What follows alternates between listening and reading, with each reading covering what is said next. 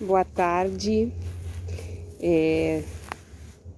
Tô aqui sentada no solzinho, eu e o guri. Ele tá aqui fazendo uma prática comigo no sol. E a gente começou a dar início a esse conjunto de estudos, onde a gente fala um pouco sobre a consciência dos orixás, a vibração em que eles nos agregam ao nosso corpo emocional, ao nosso corpo astral, que somatiza no nosso corpo físico. E a gente dá muita importância para o estudo, né? Não só para nós, para nossa corrente, mas também para nossa assistência. E foi muito lúcido esse pedido, essa contemplação da irmã Ingrid, para que a gente tocasse em todas as consciências em que nós recebemos, assim, tão de bom grado da espiritualidade, né? Que essas consciências, elas tenham a condição de nos trazer sempre benefício. Foi sugerido que eu contemplasse Mãe Onirá, que é aquela consciência que vê a fluidez de todas as coisas e cria as tão faladas janelas temporais. Nós já falamos muito sobre as janelas temporais na nossa... Não, guri, vai derrubar. Nós já falamos muito nas nossas homílias presenciais, principalmente em 2019, sobre as janelas temporais. E o quanto essas janelas, assim, elas são, às vezes, mal experimentadas por nós mesmos, né? Como exímios julgadores que somos. Agora, eu estava no banho, fazendo o meu banho higiênico e também o meu banho energético.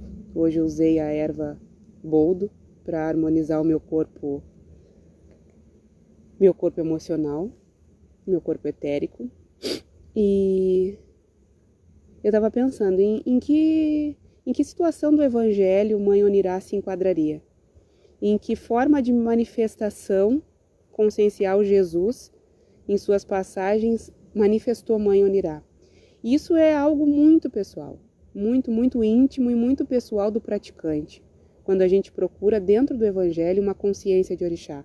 Não tem uma regra estabelecida, nem tampouco um protocolo em que a gente possa seguir para achar o orixá.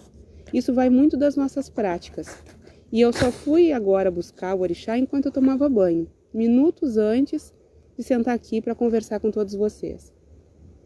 E essa passagem do orixá, em que eu vi a manifestação de Onirá através do movimento, da expressão de Jesus Cristo, ela também é muito individual e muito íntima minha.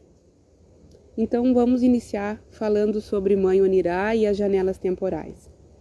Janelas temporais são aqueles fragmentos de tempo em que a gente olha e precisa contemplar uma causalidade para que a gente consiga entender aquele movimento presente, aquele movimento no tempo presente.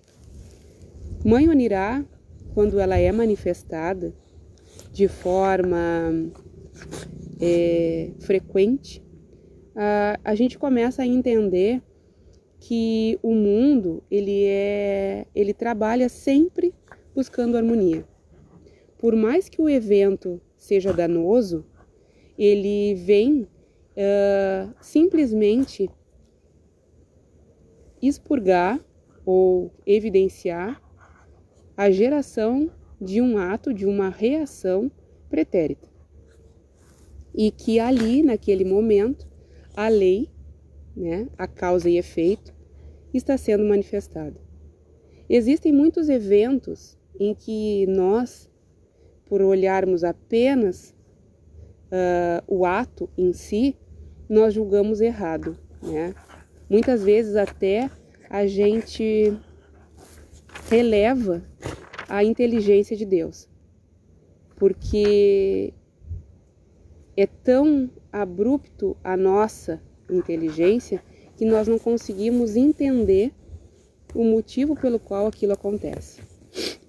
Casos, né, absurdos às vezes de animalidade expressada entre os seres humanos, em muitos eventos, simplesmente fora do nosso entendimento, são geradores de uma causalidade em que vão se manifestar num tempo futuro. Assim como os do tempo presente foram registrados num tempo pretérito e estão se manifestando agora. A gente falava muito no terreiro quando evidenciando um caso de assassinato, a gente usava muito esse exemplo.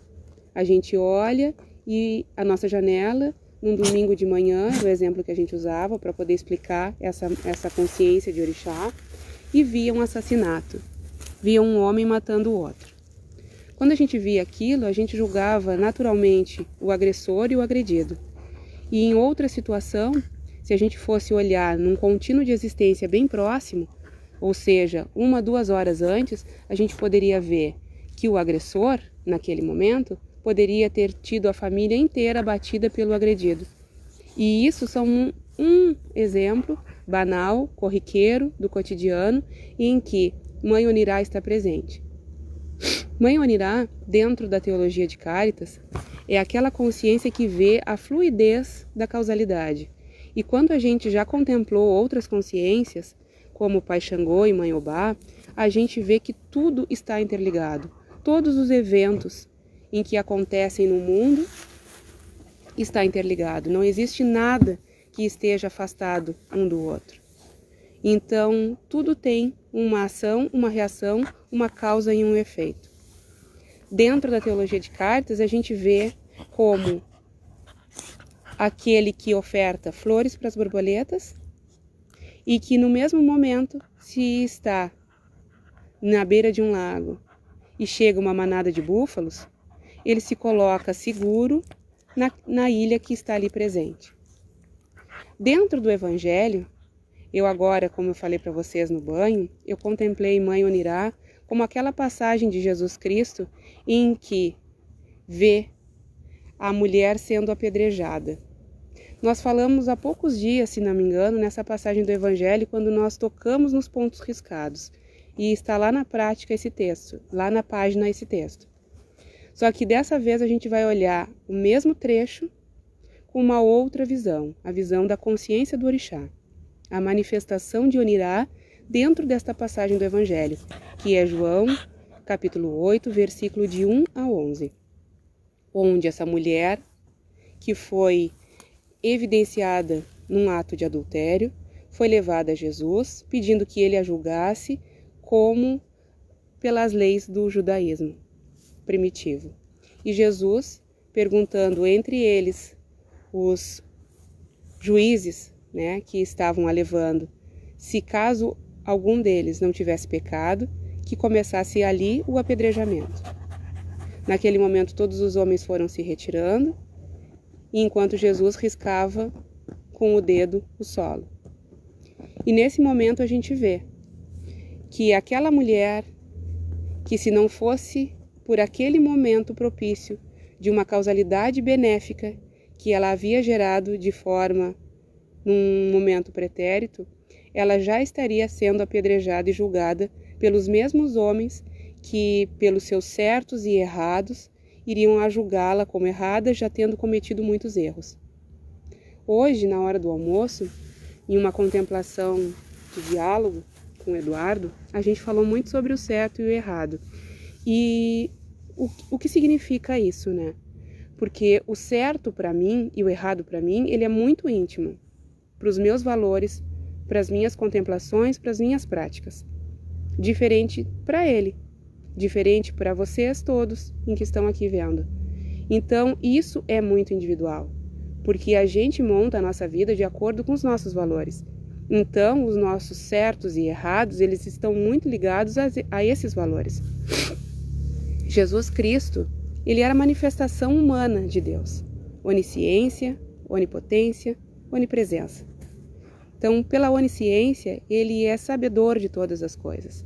E ele já sabia que naquele momento, ofertando flores para aquela mulher e se colocando seguro na ilha, ele poderia se manter além do padrão vibratório daquele grupo que, mesmo estando errado, se colocava numa posição favorável de julgar alguém com outro erro. Então, eu gostaria de dizer que essas manifestações de estudo e prática do nosso grupo, elas são muito benéficas e elas trazem à tona um poder de aumento vibracional incrível para nós, simplesmente pela contemplação da consciência do orixá, da passagem do evangelho, do entoar um mantra, de fazer uma prece ou apenas de desejar o bem para um irmão. Eu gostaria que a gente sempre mantivesse essas práticas ativas e aqui, como foi pedido, está o meu start nessa tarde de hoje, tão ensolarada, tão bonita, em que é tão visível a importância que a gente tem de estar em estado de vida e não estar em estado de sobrevida, quando a gente só coloca a materialidade presente no nosso dia a dia. Mesmo que a gente tenha que trabalhar para garantir o nosso sustento, a gente também tem que trabalhar de forma consciencial para garantir o nosso sustento na eternidade. Não existe vida sem a presença da espiritualidade em nós. Não existe luz sem a presença de Deus em nós. Uma boa semana para todos, um bom trabalho para nós amanhã. Eu espero estar com vocês e que nós possamos sempre caminhar e trilhar um caminho de sabedoria. Uma boa tarde.